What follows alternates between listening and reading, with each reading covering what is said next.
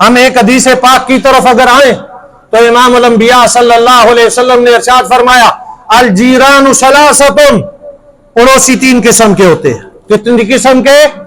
الجیران ثلاثۃ، تین قسم کے ہوتے ہیں۔ نمبر ایک، وہ پڑوسی جو رشتہ دار بھی ہو مسلمان بھی ہو، جو پڑوسی بھی ہے رشتہ دار بھی ہے مسلمان بھی ہے۔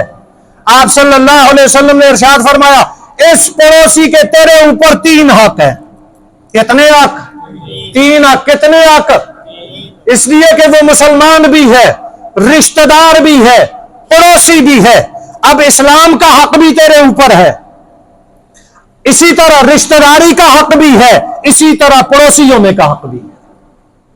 اسلام نے جو حقوق بیان کیے وہ حقوق اس کو دے۔ اسلام نے رشتہ داری کے جو حقوق بیان کیے وہ رشتہ داری والے حق بھی اس کو دے، اور اسلام نے پڑوسی کے جو حقوق بیان کیے ہیں وہ پڑوسی والے حق بھی ان کو دے۔ ایسا پڑوسی جو رشتہ دار ہے، مسلمان ہے، پڑوسی ہے، تین حق ہیں اس کے۔ اسلام کا حق، قرابت داری کا حق، جوار یعنی پڑوس کا حق۔ آپ صلی اللہ علیہ وسلم نے ارشاد فرمایا دوسرا وہ پڑوسی جو رشتہ دار بھی ہے پڑوسی بھی ہے، جو رشتہ دار بھی ہے پڑوسی بھی ہے، اور وہ جو مسلمان بھی ہے پڑوسی بھی ہے، رشتہ دار نہیں ہے۔ وہ اس کے دو حق ہیں، اسلام کا حق، اور اسلام کے کیا حقوق ہیں مسلمان کے لیے، یہ بھی نبی کریم صلی اللہ علیہ وسلم نے ارشاد فرمایا۔ اور یہ پڑوسی کے فضائل بیان کرتے ہوئے کسی نے پوچھا اللہ کے نبی صلی اللہ علیہ وسلم مجھ پر پڑوسی کا کیا حق ہے؟ تو آپ صلی اللہ علیہ وسلم نے ارشاد فرمایا وہ مسلمان ہے، اگر وہ فوت ہو جائے اس کا جنازہ پر، وہ بیمار ہو جائے تیمارداری کر، اسی طرح اگر وہ فقیر ہو جائے اس کی مدد کر، اور اسی طرح چلتے چلتے آپ صلی اللہ علیہ وسلم نے یہاں تک بات ارشاد فرمائی ہے کہ اپنی دیوار کو اونچا نہ کر اس کے مقام سے، تاکہ اس کو جانے والی ہوا رک جائے، اس کو گرمی لگے۔ کہاں تک بات پہنچی ہے؟ اور آپ صلی اللہ علیہ وسلم نے اس سے اگلا جملہ ارشاد فرمایا کہ اپنے اس پڑوسی کو اپنے گھر کے دھوئیں سے ایذا نہ پہنچا۔ دھوئیں سے ایذا کیسے پہنچے گی کہ ایسی کو گھر میں چیز بنائے جس کی خوشبو پڑوس میں جائے، اور پڑوس والے غریب اور مسکین ہوں، ان کے بچے یہ چاہیں کہ ہمارے گھر میں بھی گوشت بنے، ہمارے گھر میں بھی اچھی ہانڈی بنے، اس طرح ان کو تکلیف ہو، ایسی تکلیف ان کو نہ پہنچا، یا اس میں پانی زیادہ ڈال کے ان کے برتن میں بھی اپنا سالن ڈال دے۔ یہ تیرے پڑوسی کا تیرے اوپر حق ہے۔ یہ ہے پڑوسی کہ مسلمان بھی ہے اور پڑوسی بھی ہے، تو اس کے دو حق ہیں، اسلام کا حق، پڑوس کا حق۔ اور تیسرا پڑوسی جو صرف پڑوسی ہے، مسلمان بھی نہیں ہے، رشتہ دار بھی، صرف پڑوسی ہے۔ اب وہ یہودی بھی ہو سکتا ہے، عیسائی بھی ہو سکتا ہے، ہندو بھی ہو سکتا ہے، ہر ایسا کافر جو اسلام کی گستاخی اور مسلمانوں اور امام الانبیاء صلی اللہ تعالی علیہ وسلم کی بے ادبی اور گستاخی کرنے والا نہ ہو، ہر ایسا کافر اس کے حق ہے۔ اور کیا حق ہے؟ اس کا حق ہے کہ انسانی جتنے بھی حقوق ہیں، انسانی جتنے بھی حقوق ہیں، ان کو تیری ضرورت پڑے اس پڑوسی کو تو اس کا حق ادا کر۔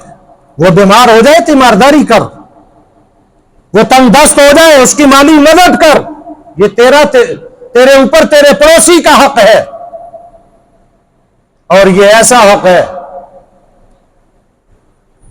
کہ ایک صحابی نے ایک بکری ذبح کی، آپ صلی اللہ علیہ وسلم کی دعوت کی، تو آپ صلی اللہ علیہ وسلم نے اس صحابی سے پوچھا کیا تو نے ہمارے یہودی پڑوسی کو بھی ہدیہ بھیجا ہے؟ نہیں بھیجا، پڑوسی یہودی ہے، اور یہ وہ یہودی تھے जो हर मौका पर मुसलमानों और इस्लाम को ईजा पहुंचाते थे।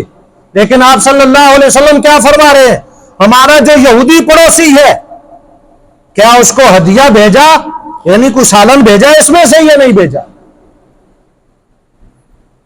और जब पड़ोसी कोई गैर मुस्लिम हो, बंदा उसके काम आता रहे, उसकी मदद इमदाद करता रहे, तो फिर उसका नतीजा वो अल्लाह रब्बुल इज्जत देते हैं और बड़ा जबरदस्त नतीजा निकलता है। क्या उस बच्चे का वाकया नहीं पड़ा, एक यहूदी का बच्चा नबी पाक सल्लल्लाहु अलैहि वसल्लम की बारगाह में कभी कभार आता था, पड़ोसी था यहूदी, उसका बच्चा आता था, बैठ जाता था, वो बच्चा बीमार हो गया, काफी दिन गुजर गए, बच्चा नहीं आया बारगाह रिसालत में, तो इमाम अल-अंबिया सल्लल्लाहु अलैहि वसल्लम ने इस्तिफसार किया, पूछा कि वो यहूदी का बच्चा, वो काफी दिन हो गए मजलिस में, महफिल में नहीं आया, उसको देखा नहीं है। तो किसी ने कहा है अल्लाह के नबी सल्लल्लाहु अलैहि वसल्लम वो तो बीमार हो गया। आप सल्लल्लाहु अलैहि वसल्लम ने सहाबा इकराम को साथ लिया, चलो यहूदी के बच्चे की तीमारदारी करके आते हैं। आप सल्लल्लाहु अलैहि वसल्लम उसके घर गए, यहूदी के घर, यहूदी ने दरवाजा खोला, हैरत से खड़ा है उस बच्चे का बाप के मुसलमानों के आखिरी नबी इमाम अल-अंबिया सल्लल्लाहु अलैहि वसल्लम आज यहूदी के दरवाजे पर।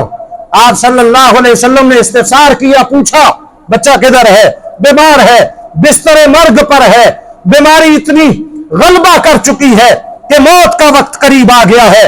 आप सल्लल्लाहु ताला अलैहि वसल्लम अंदर तशरीफ ले गए, बच्चे के सराने बैठ गए, तीमारदारी करने लगे, हाल अहवाल पूछने लगे, और आप सल्लल्लाहु अलैहि वसल्लम ने उस यहूदी बच्चे को कहा, उसकी जान निकलने वाली है, रूह परवास करने वाली है, आखिरी लम्हात है, कि आप सल्लल्लाहु अलैहि वसल्लम ने उस बच्चे को कहा कि ऐ बच्चे तू कलमा पढ़ ले, मैं गवाही दूंगा ये दुनिया से मुसलमान होके आया है।